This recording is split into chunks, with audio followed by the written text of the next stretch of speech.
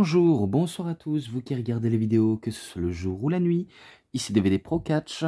Oui, je reviens, oui, vous avez l'habitude de savoir qu'à chaque fois quand je disparais pendant quelques jours, eh ben, je reviens quasiment toujours. Parce qu'en même temps, j'avais pas forcément toujours le temps précis pour tout et n'importe quoi. J'avais pas non plus la priorité d'en faire d'autres vidéos quand je le sens venir, mais là quand j'ai envie de venir de le faire, eh ben je le fais direct. Et quand je le sens pas de le faire, eh ben je le fais pas tout simplement. En même temps avec des enchaînements de regardage de vidéos de catch pendant ces semaines, c'est pas non plus très évident, notamment avec les SmackDown et Collision. Après ben avec les dimanches, ben j'avais enchaîné avec Collision, parce que l'autre c'était Rampage, excusez-moi si je m'étais trompé. L'autre c'était Collision avec le pay-per-view No Mercy, enfin PLE, que j'ai regardé également jusqu'à lundi matin où je regardais quelques vidéos de Wrestle Dream, enfin les matchs de Wrestle Dream, et qu'il y en a qui m'ont plu, il y en a qui m'ont pas forcément toujours plu, mais j'ai quand même apprécié ce show qui est un clin d'œil du côté de la New Japan Pro Wrestling et un peu du côté de la WWE quand on incarne Wrestle. Vous voyez le proverbe WrestleMania pour la WWE, Wrestle Kingdom pour la New Japan Pro Wrestling et maintenant Wrestle Dream pour la AEW. Je sais pourquoi ils ont créé ce nouveau pay-per-view. C'est pour remercier et rendre hommage à Antonio Inoki. Et d'ailleurs, j'ai regardé le Zero Horse du show, qui est un pré-show de Wrestle Dream. Comme quoi, il y avait le cadre de Antonio Inoki. Et je crois que c'est le fils et le petit-fils de Antonio Inoki, si je dis pas de bêtises. Ou alors c'est ses deux enfants à lui, qui étaient là pour remercier les fans de la AEW et de privilégier cette fédération, et avec tout le soutien qu'ils ont. Et après, les matchs enchaînent, jusqu'à, bien sûr, les meilleurs matchs entre Bryan Danielson et Zack Sabre Jr., que j'ai bien apprécié. Un match très technique, brutal, il se passe des tas de trucs, et j'avais très bien adoré. Bon, après, il y avait le match à 3 contre 3 avec Omega, Jericho et Ibushi contre Takashita, Guevara et qui encore? Je me rappelle plus de son nom. Je me rappelle plus. Je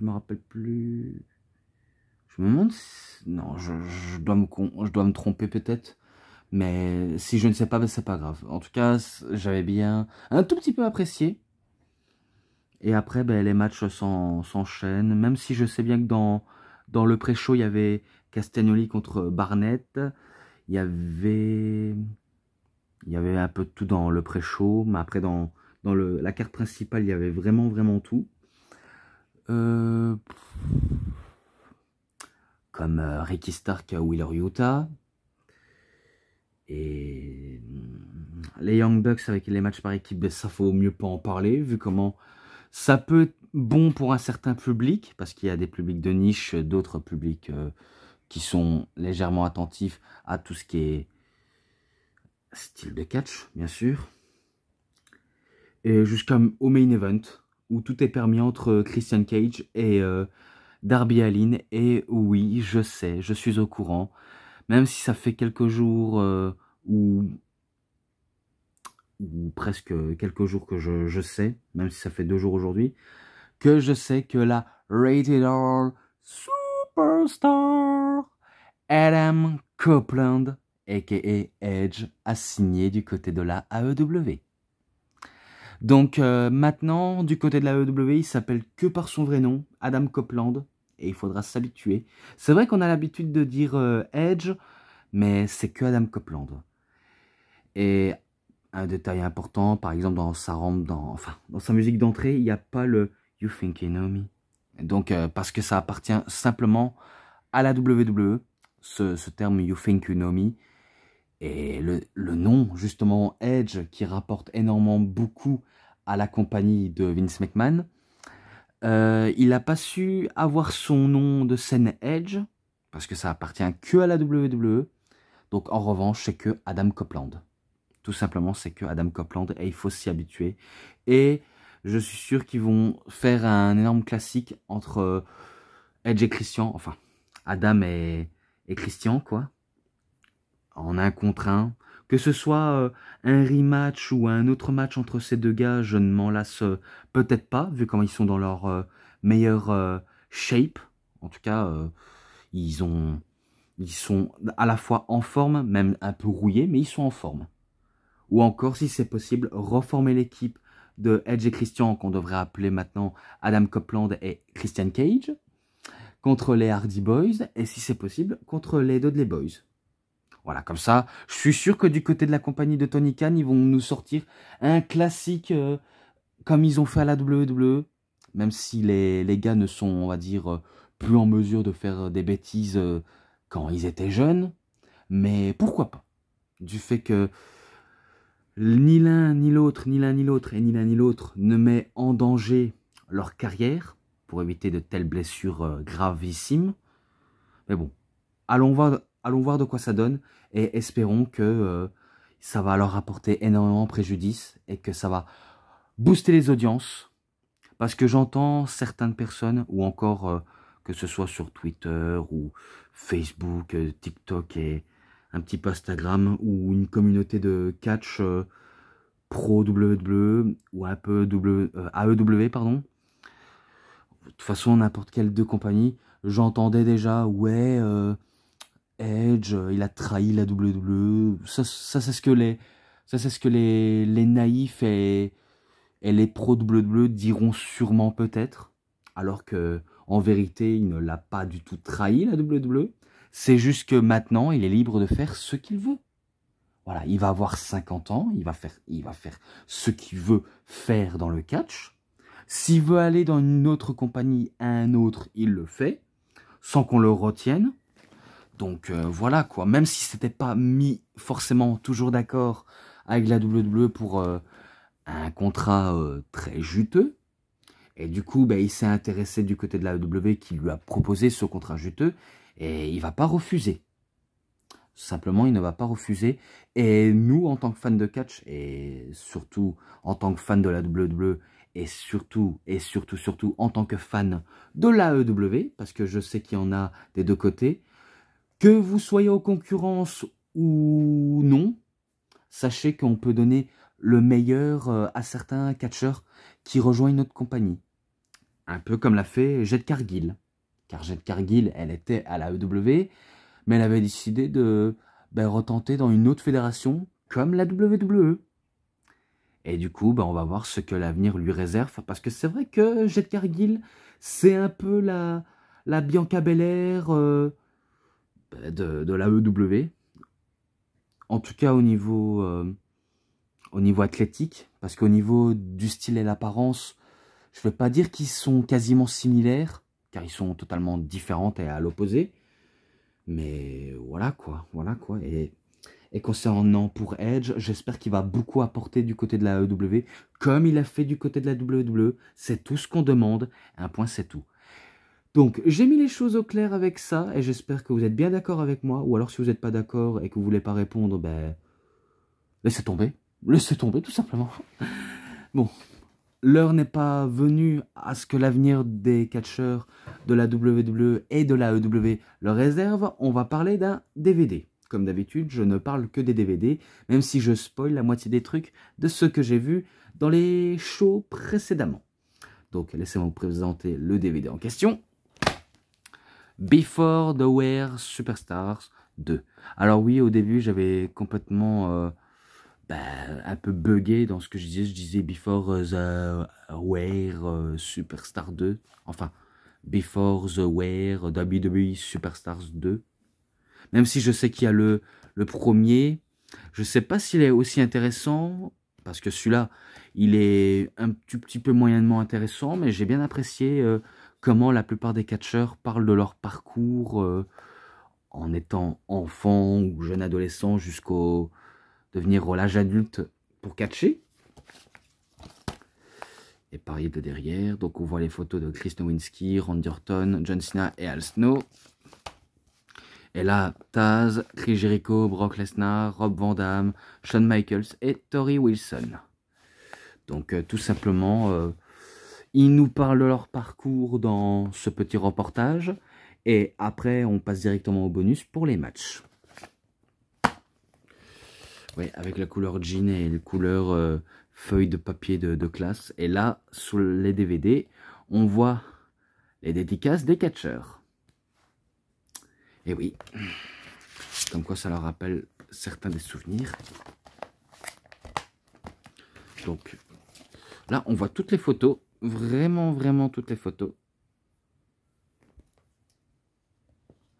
Surtout la plus connue, celle de John Cena avec la ceinture qu'il a créée en papier. Après, ben, facilement reconnaissable, Brock Lesnar.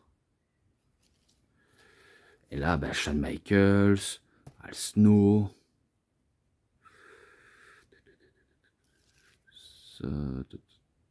Rob Van Dam, Taz, Chris Nowinski et Randy Orton. Voilà, donc voilà, j'ai écrit Jericho, si j'ai oublié Chris Jericho. Donc voilà, il y en a que j'ai pas oublié. Enfin, la dernière, Tori Wilson. Purée. Donc les photos.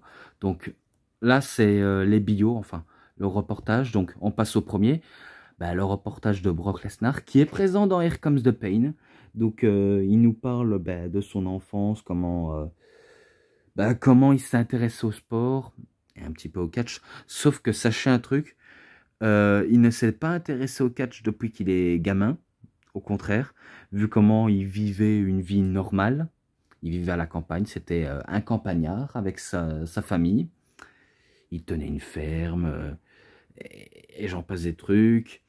Il allait à l'école, comme tout enfant qui se respecte, comme la plupart des catcheurs qui ont été au moins à l'école.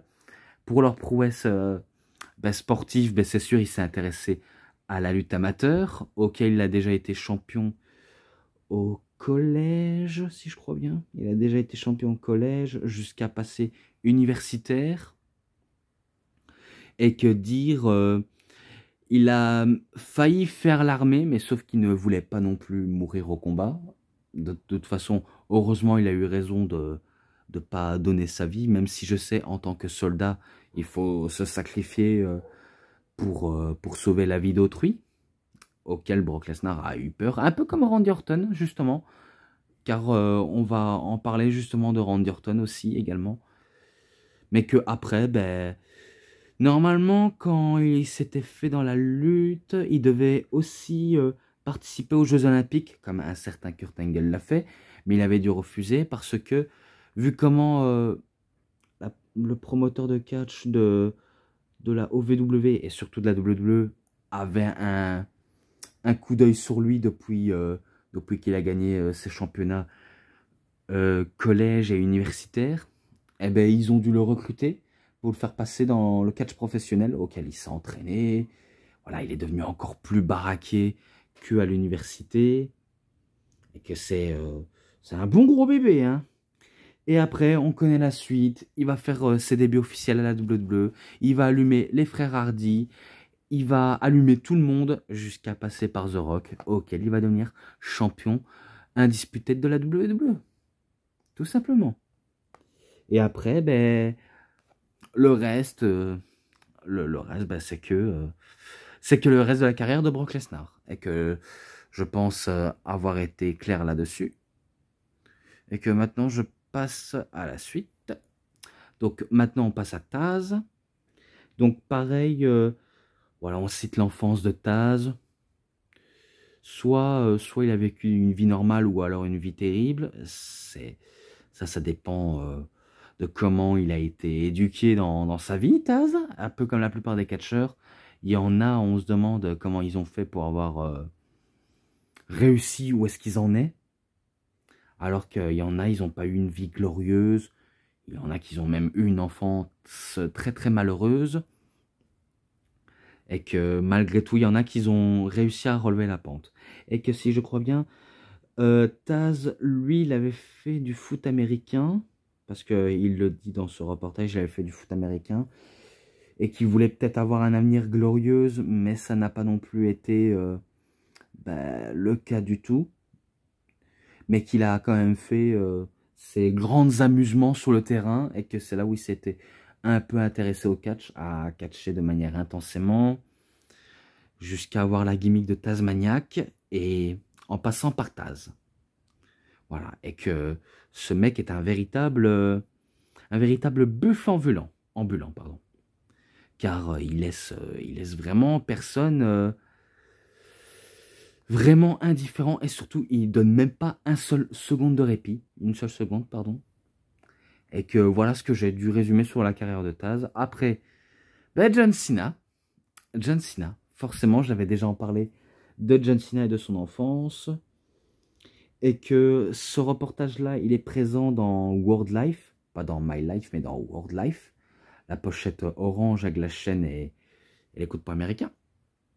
Donc en gros, vu comment on connaît son enfance aussi à lui, on sait bien qu'il a vécu une enfance normale et un peu heureuse. Malgré qu'il n'avait pas, on va dire, toute la richesse qu'il a aujourd'hui, et que maintenant c'est une top star d'Hollywood, pardonnez-moi, c'est une top star d'Hollywood, et que déjà petit, il était déjà intéressé au catch, déjà, à un âge aussi précoce.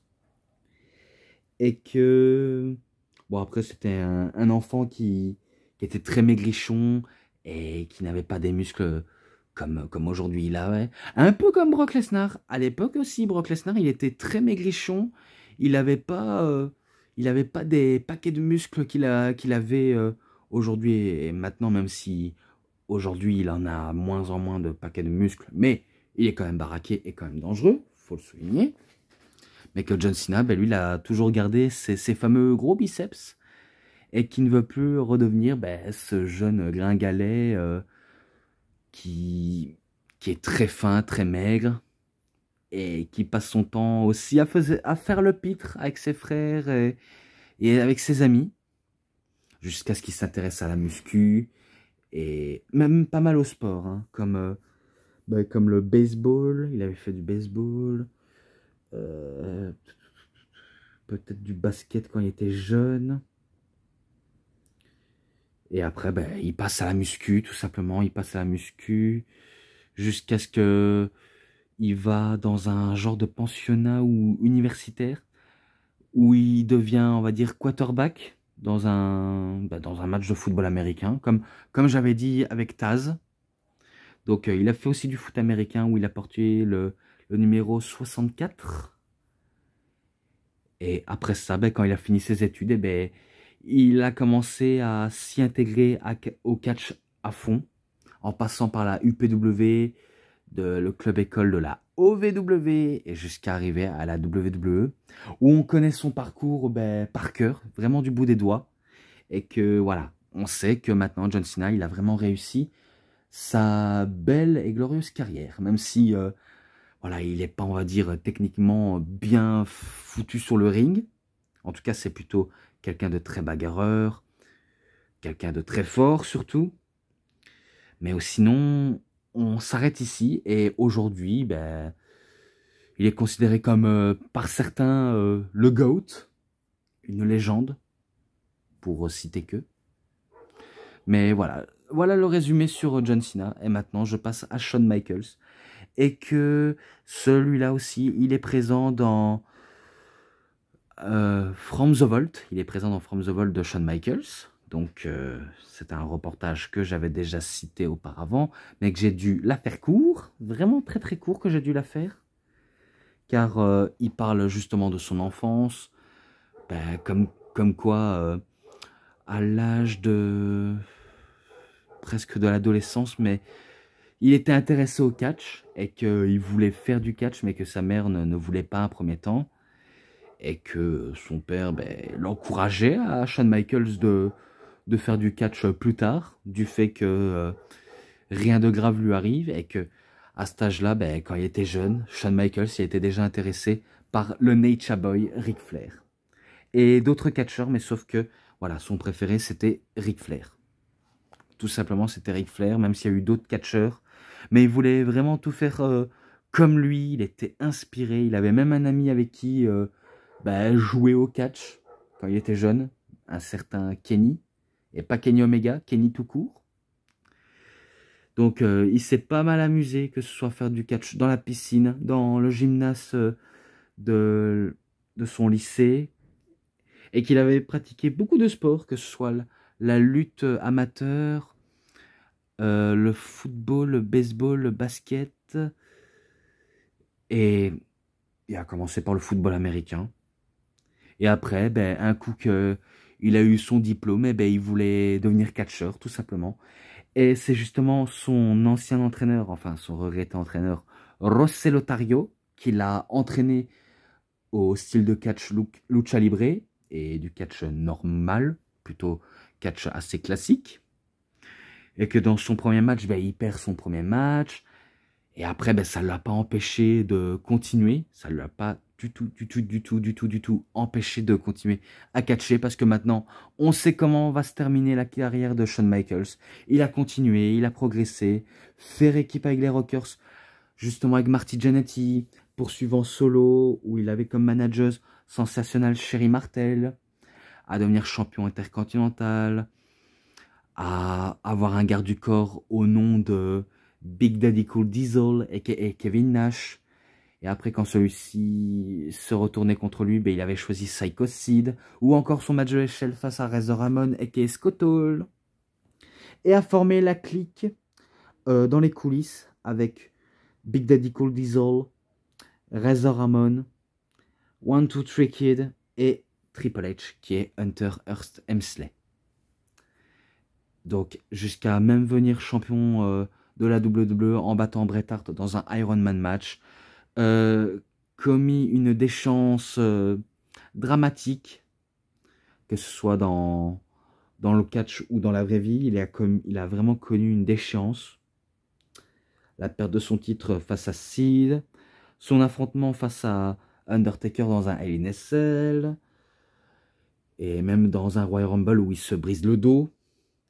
Et jusqu'à affronter Stone Cold Steve Austin à WrestleMania 14, où à la fin, il se mange un stunner et il se mange aussi une droite de la part de Tyson avant de quitter officiellement la WWE, même si je sais bien qu'il a fait beaucoup d'apparitions et a formé un club école auquel il a formé des jeunes, comme dit Brian Kendrick, Daniel Bryan, qui est Bryan Danielson,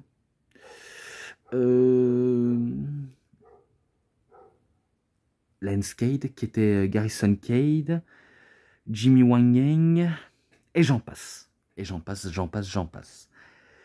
Et après ça, après pas mal de segments, que ce soit en tant qu'arbitre ou ghost de general manager, et bien, il revient en 2002, il affronte son meilleur ami, et il gagne, il perd, et voilà comment poursuit la carrière de Michaels. Vraiment, tout, j'ai vraiment tout récapitulé sur la carrière de Michaels. Même jusqu'à ce qu'il prend sa retraite en 2010. Mais bon, ça n'a rien à voir avec le DVD. Mais bon, on connaît la suite de toute façon. Ensuite, Christopher Nowinski. C'était un jeune catcheur prometteur du côté de la WWE. Il avait, je crois, presque tout pour réussir. Vu comment il me fait un peu penser à Jack Swagger. Vraiment, il me fait vraiment beaucoup penser à Jack Swagger, Chris Nowinski. Pourtant, c'était un athlète, il avait vraiment tout pour réussir, mais malheureusement, il a eu quelques complications dans le catch, et que je sais que il a grandi dans un milieu peut-être normal, avec sa famille, et qui s'était intéressé directement au sport comme le foot américain. La plupart des catcheurs ont fait du foot américain, et c'est pour ça que je ne fais que citer ça, parce qu'il y en a qui ont débuté là-dedans, à part Brock Lesnar qui va débuter quand il aura quitté la WWE. Mais ça, c'est une autre histoire, quoi. Et qu'après ça, un coup qu'il a fini ses études et qu'il a, on va dire, fini de jouer au football américain, il s'était intéressé au catch. Et si je crois bien, l'un de ses matchs de catch, il a eu une commotion cérébrale auquel ça lui a forcé d'arrêter d'officiellement sa carrière. Donc comme quoi, même une commotion cérébrale peut briser une carrière si on n'est pas forcément trop attentif ou alors si on ne fait pas forcément toujours attention. Mais bon, c'est tout ce que je sais sur Chris Nowinski, même s'il y a eu quelques opportunités et une opportunité des fois manquée. Mais bon, en tout cas, il était prometteur, mais dommage pour Nowinski. Et après, je passe à Al Snow. Oui, Al Snow. Alors lui, tout ce que je peux citer dans sa carrière, c'est qu'il avait commencé à catcher pour la WWE sur le nom de Avatar. Et non, rien à voir avec Aang, le dernier maître de l'air, que ce soit en dessin animé ou en film. Rien à voir, vraiment rien à voir. Donc il avait ce personnage Avatar auquel il rentre avec son masque au bord de la main, mais quand il doit catcher, eh ben, il met le masque sur lui et qu'il nous montre ses fameuses tactiques de grand shinobi, vu comment il a des tactiques vraiment ninja, Al Snow. Et que après ben, cette gimmick qui ne lui a pas, on va dire, apporté grand chose, eh ben, il a décidé d'avancer dans d'autres horizons. C'est pour ça qu'il s'était intéressé à la ECW, auquel il adorait catcher de manière intensément. Et après ça, ben, la suite, ça repoursuit pour lui à la WWE, où il a ce fameux gimmick d'un mec dérangé qui est marqué sous son front « Help me », aidez-moi, avec une tête qui s'appelle tout simplement « Head ». Bref, totalement what the fuck, vraiment très très what the fuck. Et que je décide de m'arrêter ici pour le moment, et que maintenant je passe à Randy Orton. Oui, Randy Orton. Le plus jeune catcheur et le plus jeune champion du monde de l'histoire de la WWE. Parce que oui, il a été champion du monde le plus jeune, même si ce n'est pas non plus le premier officiellement, parce que dans d'autres promotions, d'autres ont été champions plus jeunes avant lui. Mais pour la WWE, c'est Randy Orton. Un point, c'est tout, c'est lui. Et nulle part d'autre, enfin, et personne d'autre, ni l'un ni personne, quoi. Vu comment il avait été élevé dans la famille Orton entre son père et son grand-père et même son oncle, lui, il avait commencé sa carrière dans la lutte amateur et qu'il avait commencé à remporter des compétitions. Et après ça, il rejoint l'armée, auquel j'avais déjà cité son parcours dans l'Evolution of Predator, auquel ce dernier avait peur de mourir pour son pays, il avait peur d'être buté sur un champ de bataille, auquel il avait dû se faire virer exprès, parce qu'il voulait vraiment se faire virer, désobéir à ses supérieurs, même des fois déserter ce fameux camp d'entraînement militaire. Donc il voulait vraiment quitter parce que il était jeune, il était stupide, il avait peur. Et ça, c'est lui qui raconte, hein, c'est Randy Orton qui le raconte. Et que après cette sortie de l'armée, il a commencé à avoir un petit job en tant que pompiste. Et après, il va reprendre le service en repoursuivant les traces de son père et de son grand-père en devenant catcheur. Et c'est là où la légende de Randy Orton est créée. Car après, on sait ce qui va arriver. Il va rejoindre la WWE en avril 2002. Alors qu'il n'avait pas encore de gimmick, un peu comme John Cena, il n'y avait pas encore de gimmick propre à lui. Brock Lesnar aussi au début, jusqu'à ce que voilà, il s'est beaucoup retrouvé. Et que c'était Brock Lesnar qui s'était vraiment sorti de l'eau. Mais que John Cena et Randy Orton n'avaient pas encore leur propre gimmick. Jusqu'à ce que Randy Orton rejoint l'Évolution. Et auquel il se fera notamment appeler le Legend Killer. Il ne faisait pas encore parler de lui en tant que vipère. Donc c'était pas encore la vipère qu'on connaît aujourd'hui. Mais c'était le tueur de légende. Et après, on connaît, il va devenir champion du monde des poids lourds pour la première fois en battant Chris Benoit. Et le reste, des succès de match, que ce soit du bon ou du mauvais, remporter des titres. Et c'est tout ce que je peux en dire sur Randy Orton aujourd'hui. Même si on parle déjà de lui d'un retour éventuel. Ouais, pourquoi pas, pourquoi pas. Mais ça, c'est l'avenir qui le dira pour Randy Orton, s'il est out ou pas. Mais je m'arrête ici. Ensuite, ben, Chris Jericho. Eh oui. Le Canadien, fils d'un joueur de hockey sur glace. Et que on sait qu'il était, on va dire, il a pas été né au Canada, mais il a été né à New York, donc en Amérique. Parce que son père, ben, il jouait au hockey sur glace, notamment du côté de Madison Square Garden. Et que un bon jour, ben, ils naissent. Et après, ils repartent au pays, au Canada, auquel ben, le jeune Chris Jericho va commencer à avoir beaucoup de passion, que ce soit pour le sport et aussi même pour la musique. Et le catch, c'était pas encore sa passion, mais il était très intelligent aussi, même quand il était jeune et aujourd'hui aussi, même s'il fait un tout petit peu n'importe quoi, mais c'est toujours un génie créatif hors pair, Chris Jericho. Et que on sait qu'un coup qu'il a fini ses études, eh ben, il va rejoindre ben, un club-école au Calgary, de la famille Hart, où il va d'abord passer par le père, Stu Hart, où ça a été, on va dire, un entraînement très rigoureux pour lui, très très rigoureux, et après passer vers un des fils de Stu Hart, je crois que c'est Keith Hart, où notamment il va croiser Lance Storm, avec qui il va faire équipe avec. Et après, ben, la suite on connaît, il va catcher au Canada, au Mexique, au Japon, en Amérique et même en Allemagne du côté de l'Europe. Et peut-être aussi en Angleterre, si je crois bien, même si on nous a cité que cela. Mais faut dire c'est un sacré God-Trotter, Chris Jericho, et que il a été ben, surnommé The Lionheart, Corazón de León. En espagnol, ça se dit Corazón de León. Lionheart en version anglais. Cœur de lion en version française. Et en japonais, je ne sais pas comment ça se dit, mais c'est tout ce que je sais en tout cas. Bref, il va avoir une bonne carrière à l'international jusqu'à arriver du côté de la ECW, auquel il va remporter le titre de la télévision. Et après qu'il a fini avec la ECW, eh bien, il va entamer sa carrière à la WCW, où ça aurait pu être glorieuse, mais il a été arrêté dans son élan. Même qu'il a capturé un titre Cruiserweight, ça n'a pas non plus été glorieux, jusqu'à ce qu'il rejoigne la WWE, enfin la WWF à l'époque, où notamment en 2001, à la fin de l'année 2001, je crois, il devient le premier champion incontesté de l'histoire, en battant The Rock et Stone Cold Steve Austin.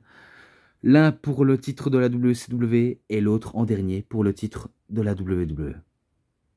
Donc celui du titre de la WCW, c'était The Rock, et WWE, c'était Steve Austin. Et c'est tout ce que je sais sur lui, même si ça s'arrête ici. Ensuite, Torrie Wilson. J'ai rien d'autre à dire sur Torrie Wilson, à part qu'elle a eu une enfance heureuse, tout simplement. Et que sa passion du catch, je sais pas si elle était subjuguée par rapport à ses monologues masculins ou à ses monologues masculines, mais masculine ou féminine peut-être. Mais tout ce que je sais, c'est qu'elle avait rejoint la WWE, enfin, elle n'était pas encore à la WWE, elle était en premier temps à la WCW, auquel ben, elle n'a pas eu non plus un parcours exemplaire, mais qu'elle faisait quelques matchs par-ci par-là, jusqu'à ce qu'elle rejoigne la WWE, tout simplement. Et qu'elle va entamer une petite carrière sympa, vraiment sympa, rien d'autre à dire. Et je sais pas si elle a déjà été championne féminin, tout simplement, je ne sais pas du tout. Et que je sais que ça lui arrive de promener avec son petit caniche, son petit chien ou sa petite chienne, car faut se mettre dans le contexte du personnage. Mais sinon, rien d'autre à dire sur elle, vraiment rien à dire sur elle, et que pour l'instant, parmi les mecs que j'ai cités, ben, c'est la seule fille que je cite dans Before the WWE, enfin de Before the Wear WWE Superstars 2. Eh ben, c'est la première fille que je cite son petit parcours. Et après, ben, Rob Van Dam, auquel le reportage est présent dans One and a Kind de Rob Van Dam. Et que on voit bien par la photo, enfin par les photos, qu'il a une claire ressemblance avec Jean-Claude Van Damme, vu comment il lui ressemble ben, vraiment beaucoup. Regardez comme ça. Donc il y a vraiment une claire ressemblance. Hein. Et c'est pas pour me vanter. Hein. Donc même si j'avais déjà cité ses origines, vu comment il a des origines polonais et belges, mais sauf qu'il est que né en Amérique. Donc il parle pas, on va dire, français à 100%. Comme polonais, je pense pas qu'il parle très très bien à 100% le polonais, mais il a des origines, tout simplement, il a des origines. Même si sur Wikipédia, il y a eu des modifications, mais ça n'a pas changé à quel point il a des origines ben, qui rattachent ben, à la culture européenne. Et que lui, je ne sais pas s'il faisait quelque chose de spécial à part pratiquer le sport, comme la muscu également, et jusqu'à ce qu'il va croiser Sabu, avec qui il va être ami et son partenaire à la ECW comme à la WWE et dans d'autres compagnies auxquelles ils ont traversé, où ils se sont fait entraîner par The Original Chic, enfin le Chic original, et c'était un homme qui ne décollait pas les pieds du sol, mais qui était très très violent, qu'il adorait les matchs très sanglants. Et j'en passe des trucs, vraiment j'en passe vraiment des trucs, mais si on connaît la carrière de Rob Van Dam, eh ben, il a commencé un peu du côté du Japon, et après qu'il est passé au Japon, je dis peut-être de la merde, mais je sais qu'il a déjà fait une carrière au Japon, mais il a aussi bah, commencé à la WCW sous le nom de Robbie V.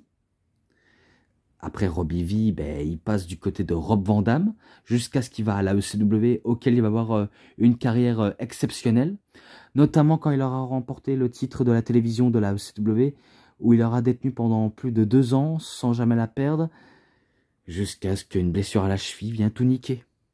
Voilà, ça lui a vraiment coupé l'herbe sous le pied. Mais en tout cas, on peut dire qu'il a été le fier détenteur du titre et qu'il a été un champion très vaillant. Et ça, on ne peut pas le nier. Et après, ben, on connaît, il passe du côté de la WWE, dans l'Alliance, et même quand l'Alliance est terminée, eh ben, Rob Van Dam continue son parcours de chemin au titre hardcore, même au titre européen, jusqu'au titre intercontinental, et en passant par la consécration en 2006, même si ça date que de 2003, mais en 2006 où il va devenir le champion de la WWE. Voilà. On connaît aussi l'histoire de Rob Van Dam. Voilà, j'ai pas besoin de le citer. Et que ça s'arrête justement ici. Et que maintenant, on va citer, ben là, aux extraits stuf, donc les extraits vidéo. Alors tout d'abord, ben, un jeune RVD qui accepte de monter sur le ring pour embrasser les pieds de The Million Dollar Man Ted DiBiase Senior pour 100 $. Tout simplement, il était passé à la télé. Donc il est arrivé... Et Ted lui a dit, ben, si tu m'embrasses les pieds, je te promets que je te donne 100 $ et rien de plus. Donc c'est ce qu'il a fait. Il a embrassé les pieds et il a chopé le billet de 100 et il est parti avec.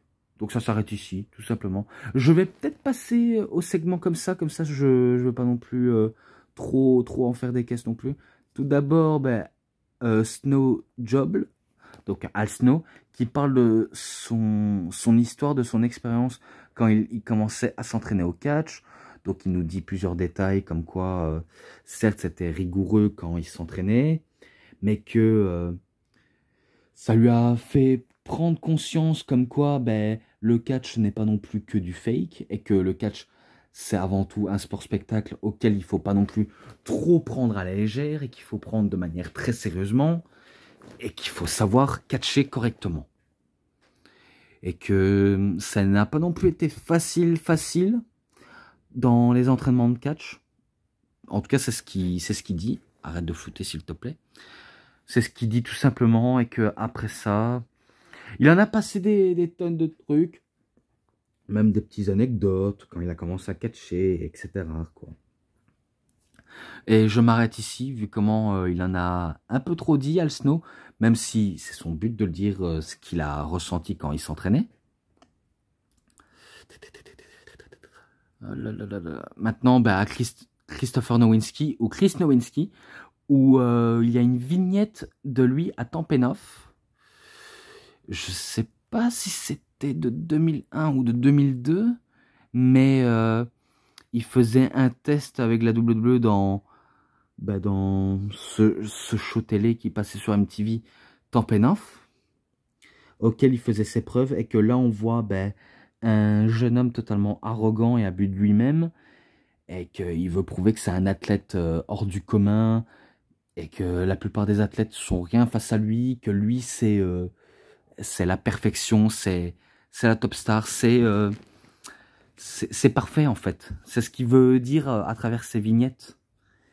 Mais que, voilà, comme j'ai dit, il n'y a pas, on va dire, forcément trop d'indignation avec Christopher Nowinski, si ce n'est que il a connu une commotion cérébrale auquel ça lui a forcé à arrêter sa carrière tout de suite.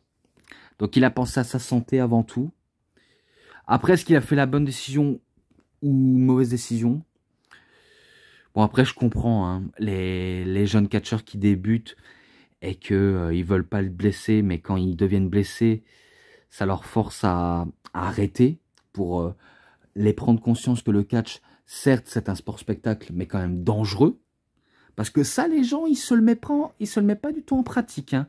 Certes, c'est du catch, normal, ce que vous voulez, mais c'est quand même dangereux. Il faut le mettre ça en tête, c'est quand même dangereux.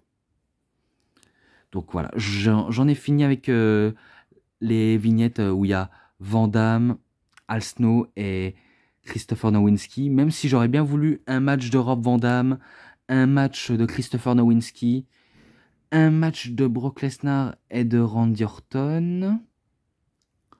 Et le reste, on a eu des matchs, quoi. Donc, le match, tout d'abord, Shawn Michaels, donc il fait équipe avec les Rockers, notamment avec Marty Jannetty, où il fait ses débuts officiels à la WWF, face à The Iron Mike Sharper, et rien à voir avec Iron Mike Tyson, et The Intruder. Alors, match très très court, je vais vous dire un match très court, et que ça cafouillait beaucoup dans le match, ça cafouillait vraiment beaucoup, et qu'il y avait des petits botches, des petits moments ratés, mais qu'à la fin, c'est les Rockers qui battent les catcheurs random, tout simplement, donc c'est 3,20, tout simplement. Et après ça, je passe au match d'Al Snow, oui, Al Snow, ses débuts officiels à la WWE, quand c'était dans un épisode de Raw, et que là, j'avais pas cité... C'était à Superstars. Ouais, à Superstars de 1988. Et que là, pour Al Snow, lui, c'est un épisode de Raw, le 10 du 23 de 1995. Donc 1995. Et pas 1995, ça ne veut rien dire du tout. Où il était sous le nom de Avatar contre Brian Walsh. Un match aussi où il y a eu des petits cafouillages, mais bon... De toute façon, quand on est jeune et un peu stupide, ça arrive qu'il y a des cafouillages par-ci par-là. Mais que là, ils veulent prouver qu'ils peuvent faire un match, certes court, mais qui est divertissant. Et que à la fin, c'est Avatar qui bat Brian Walsh. Et si je me rappelle bien, il piétine son adversaire avant de faire un splash comme ça. Ce genre de splash en piétinant son adversaire... je ne suis pas du tout fan, honnêtement, je ne suis pas du tout fan de ce genre de prise, parce que je me rappelle qu'il avait enchaîné un moonsault, et après le splash en se mettant sur son adversaire, donc c'est pas un genre de truc que j'apprécie fort, mais que c'est victoire de Al Snow en tant qu'avatar. Donc 3,10, je le mets ça. Et après ça, pour Chris Jericho, à la WCW, du côté de Monday Nitro, ses débuts officiels face à Alex Wright, le 8 du 26 de 1996, enfin non, 96 si vous préférez, et 95, voilà, je le dis dans le moindre des cas. Et auquel ben, le match était très bon, même si c'était un peu court, mais pourtant il y avait vraiment, vraiment du potentiel, ce match-là. Et que je ne sais pas ce qui va arriver, mais quand Alex Wright, le jeune Allemand, va, on va dire, faire... je sais pas ce qu'il a voulu faire, on dirait qu'il a voulu faire un double descente des avant-bras ou un crossbody. Eh ben, il atterrit sur le Young Lions Chris Jericho, donc le jeune lion Lionheart Chris Jericho. Ben, sur Chris Jericho, justement, et que c'est là où il a commencé ben, à avoir mal, Alex Wright, et que Jericho, ben, lui, il n'a pas prêté attention, lui, il est juste remonté sur le ring, et que il se demande, mais qui remonte? Qu'est-ce qui se passe? Et ben du coup, il a dû aller à l'extérieur, et l'arbitre, ben, il a décidé de mettre fin au match, et ça a terminé dans un match contest, enfin, non contest, donc pour moi, c'est un match nul, et que, dommage, ça se termine ainsi, mais le match n'était pas mauvais, vu comment on a eu des beaux moves, que ce soit de la prise technique, de l'international, et après des petites grosses prises, mais que ils ont vraiment tout fait pour épater la galerie, et que ça s'arrête ici malheureusement. Dommage, dommage, dommage. Ce match-là, 3,40, je le mets ça. J'ai bien apprécié, beaucoup apprécié même. Excusez-moi. Ensuite, ben, je passe à Taz. Dans un épisode de Raw où ECW envahisse Raw, et c'était le 2 du 24 1997 ou 97 si vous préférez, où Taz affronte Mikey Whipwreck. Alors ce match-là aussi était court, il était vraiment court, et que c'était pas mauvais en soi, c'était vraiment pas mauvais. On a eu quelques beaux moves jusqu'à ce qu'il y a Sabu qui arrive, et qu'il a failli se tuer en sautant du logo de Raw, parce que le logo de Raw il se penchait, et du coup ben, Sabu il saute, mais il se manque de se briser la nuque, ce fou. Et que après ça, si je crois bien, ça s'allume à l'extérieur. Taz envoie Mikey Whipwreck sur Sabu, même si ça a eu un botch, mais qui repoursuit son attaque. Il veut faire ben, le genre de back body drop, où il atterrit sous la tête, Mikey Whipwreck, et après on passe au kata hajime Taz Mission, auquel Taz remporte par soumission. Ce match-là, c'est un 3,5. Et ensuite, plus que 2 matchs et c'est terminé, oui, Torrie Wilson à WCW Monday Nitro, ses débuts officiels face à la Tigresse. Et c'était Safari Brian Panties match. Ouais, donc c'était un match où on finit ben, en soutien-gorge et en petite culotte, version Safari, et que les deux femmes étaient habillées façon Safari. Donc des coloniales, on peut dire ça comme ça. Et que je me rappelle que ben, Torrie Wilson avait déjà arraché le haut de la Tigresse. Et qu'on voyait que le haut, alors que la Tigresse, ben, elle enlevait directement ben, la culotte de... Enfin, la jupe de Torrie Wilson, jusqu'à au passer le haut, et elle remporte le match comme ça.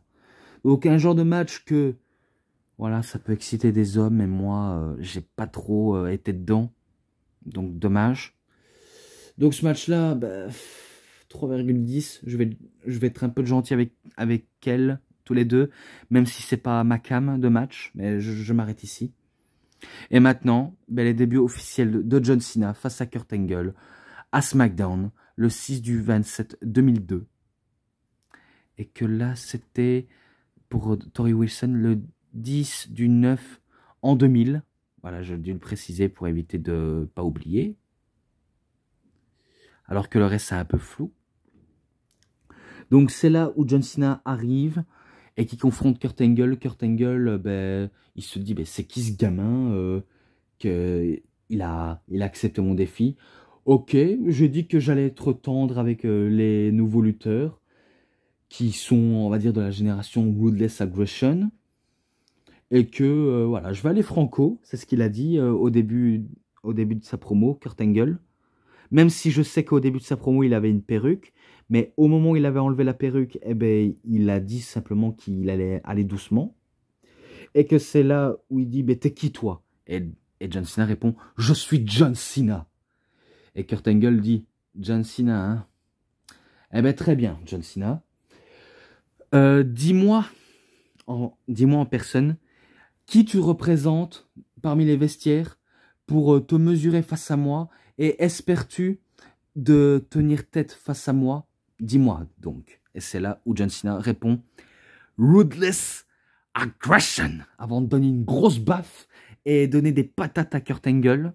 Et ça, c'est le moment qui a fait exploser la carrière de John Cena en un match, alors que Vince McMahon ne croyait pas du tout en John Cena.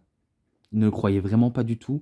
Et que il se disait, il a du cran, ce gamin, mais je ne l'apprécie pas du tout pour autant, par rapport à son insolence. Mais que on va voir à quoi ça donne sur le ring. Et du coup, je suis sûr qu'il a été conquis en voyant la performance de John Cena, surtout en travaillant face à Kurt Angle, parce que le mec, c'est vraiment une furie, il se lâche, même si après, Kurt Angle va prendre l'avantage, et là, il a tenté des ankle lock, des ankle slam, tentative des roll-up, des petits paquets, mais après ça, il entoure les bras de John Cena, et il fait un petit paquet renversé, et que c'est là où il bat John Cena tout simplement, et que John Cena voulait se battre à nouveau, il voulait vraiment se battre, parce qu'il était chaud patate pour recombattre, mais que Kurt Angle s'est dit non, c'est pas raisonnable, t'as perdu, je me casse, j'ai pas envie de avoir à faire face à toi. Donc voilà, c'est tout. Alors ce match-là, je lui avais mis à 3,40 et ça s'arrête ici. Donc voilà, j'ai résumé sur Before the War Superstar. Ma foi, trop longue même. Et pour ça, je m'en excuse. Et que je vais essayer de faire d'autres DVD si j'ai le temps, même si ça va prendre un tout petit peu de temps pour visionner. Parce que je ne vous cache pas que pendant ces temps-ci, quand je n'ai plus fait de vidéo, j'étais dans un genre de foire à Gilly, à Charleroi. Toujours en Belgique, bien sûr. Et ce genre de foire, ça s'appelle la vaderie. Oh putain, j'arrive pas à parler. La vaderie, bien sûr. Donc, c'est une foire où on s'amuse, on peut chanter, on peut picoler avec ses amis, on peut acheter des trucs, des vêtements, des jouets, des jeux, etc. Donc, j'étais à la vaderie. Et surtout, il y avait un show de catch à la vaderie auquel je me suis présenté. Et que j'ai bien apprécié le concept du tournoi pour le titre européen, même si ça sortait de nulle part. Et que c'était pas, on va dire, nul. En tout cas, c'était très amusant. Les gens ont beaucoup fait du bruit. Et c'est tout ce que je peux retenir de cette vaderie. Donc, pour contenir et achever ça, avant que je raconte trop ma vie, les matchs et les vignettes, je vais peut-être dire vignettes cette fois-ci, les matchs, les vignettes et l'ensemble, c'est un 3,70 ou 70 si vous préférez. Donc, je m'arrête tout simplement ici, tout simplement. Et voilà, donc c'est tout pour cette review, c'était DVD Pro Catch, j'espère que ça vous aura énormément bien plu, et si vous avez aimé cette vidéo, vous savez ce qu'il vous reste à faire, likez la vidéo, commentez, partagez, abonnez-vous à ma chaîne et cliquez sur la petite cloche pour avoir plus des notifications et des prochaines vidéos, et moi je vous dis bonne journée, bonne soirée à tous, au revoir tout le monde pour une prochaine vidéo, à plus à tous les fans de catch, allez, bye bye tout le monde.